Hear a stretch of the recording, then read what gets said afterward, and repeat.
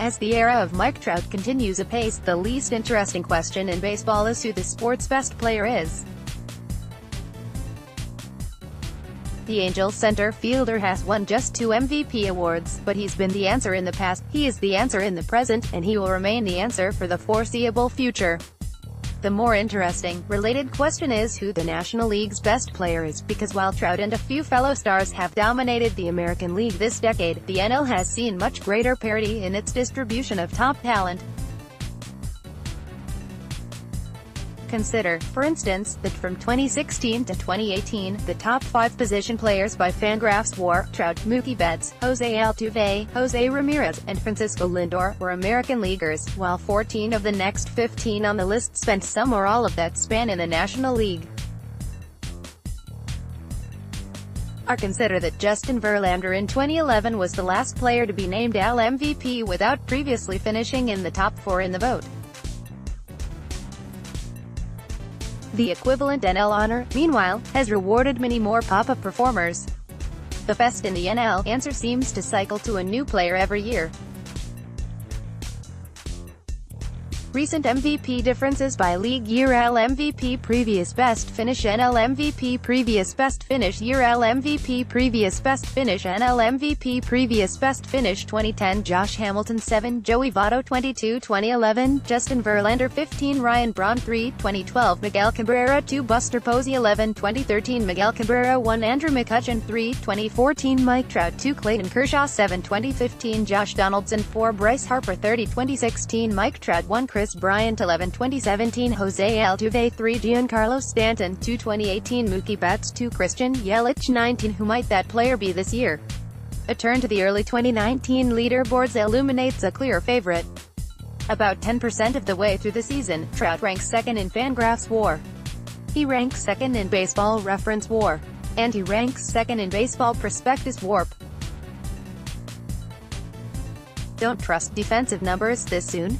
Trout ranks second in advanced defense-only metrics like WRC and DRC, too. Number 1 in all those metrics is the Dodgers' Cody Bellinger, who isn't actually better than Trout but might be the newest claimant to the best in the NL prize. Bellinger's statistics alone paint quite the picture of his dominance. He leads the majors with 30 hits, 23 runs, and 63 total bases. He also leads with a .900 slugging percentage and 1.412 ops, and his .429 batting average is tied for the MLB lead. He leads the NL with a .512 on-base percentage but not the entire major leagues, thanks to Trout's outrageous .571 mark by WRC. Bellinger's triple-slash line is 156% better than the league average, and in just 19 games, he's been worth about 2 wins above replacement, already half his total from each of the past 2 seasons, when he was one of the best players in the game. These early results don't appear to be a small sample mirage. Sure, he won't continue to hit like prime Barry Bonds, but his underlying numbers suggest a sustainable foundation for improvement above and beyond what he's produced before. Unlike some hot starters whose early season successes seem more like flukes, Bellinger can point to specific mechanical and process adjustments that support his box score statistic boosts. He spent the offseason tinkering with his batting stance to enhance his plate coverage and avoid standings too tall and straight-legged, which made it difficult for him to halt the momentum once his swing began, ESPN's Alden Gonzalez wrote last month. His new stance looks more balanced and flexible, and has yielded 3 meaningful changes to his offensive profile. Bellinger's first change is improved selectivity with his swings. Particularly in the playoffs the last 2 years, the Dodgers slugger was vulnerable to sweeping breaking balls that left his knee buckling and uppercut swing flailing at air. Despite producing enough clutch hits to win MVP honors in the 2018 NLCS, Bellinger has hit just .172, .226, .336 in 124 career playoff plate appearances, and his ops has reached .700 in just 1 of 6 series. Bellinger also struggled against left-handed pitchers last season, even falling to platoon status down the stretch. The Ringer newsletter. By signing up, you agree to our privacy policy and European users agree to the data transfer policy. In both 2017 and 2018, Bellinger swung at 40% of breaking pitches. This year, he swung at just 29%. On breakers located outside the strike zone, Bellinger swung at about 1 in 4 in previous regular seasons, and more than 1 in 3 in the playoffs. This year, he's offered at just 2 out of 41, 4.9%, the second lowest rate of 362 batters who have faced at least 10 such pitches. Bellinger's second change is improved contact skills. When he does swing against all sorts of pitches, he's whiffing way less than he has in the past. Previously, Bellinger swung and missed at about 12 to 13% of all pitches he saw, slightly above the league average of 10 to 11%. This season, that rate is just 6%. Among everyday players, Bellinger has reduced his whiff percentage by the second greatest margin since last year, which has allowed him to cut his overall strikeout rate in half. It's still early, but even in such a small sliver of games, he had never struck out so infrequently before. Bellinger's third change is improved ability to access his power. After setting home run records as a rookie, even inspiring an ESPN piece speculating about his chances at breaking the career home run record, Bellinger regressed from 39 homers to just 25 last year. He struck out less as a sophomore, he had better luck on balls in play, and at his best he hit the ball just as hard, but he wasn't quite able to hit the ball so hard consistently, and as league-wide home run rates fell from their 2017 high, Bellinger suffered an especially severe drop. He lost more than 100 points of isolated power from 2017 to 2018. The only other qualified hitters to do so were Joey Votto in an unprecedented slump and Giancarlo Stanton in a regression from his 59-homer campaign. But this season, Bellinger's revamped approach has led him to lift and pull the ball more frequently. His ground ball rate has dropped by more than 10 percentage points since last season, the 8th biggest drop in the majors, and his pull percentage has jumped by more than 10 points, the 5th biggest boost.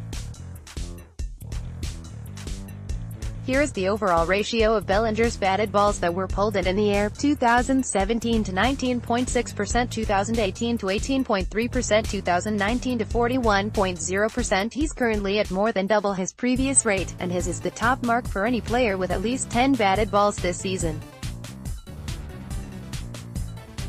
Given that Bellinger's career batting average on air pulls is .616 and his career slugging percentage on air pulls is 1.665, that's not a typo. It's no wonder that his overall numbers look so magnificent when coupled with a massive uptick in his air pull frequency.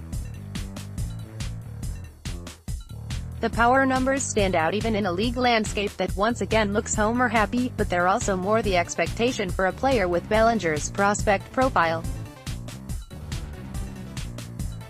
When writing about the rookie Bellinger for The Ringer 2 years ago, Michael Bowman summarized, "He has so much power that it doesn't really matter what happens with the rest of his game." Yet the rest of Bellinger's game has exceeded expectations since his debut season, and in a league of extreme athletes, by shape, by size, by playing style, Bellinger occupies a corner of his own.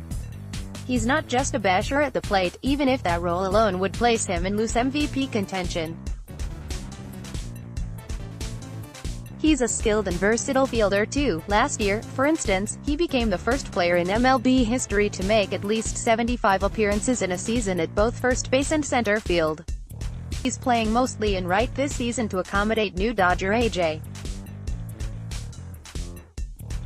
Pollock in the outfield, but his ability to excel in any lefty-friendly position on the diamond makes him an ideal fit for the Dodgers' flexible roster.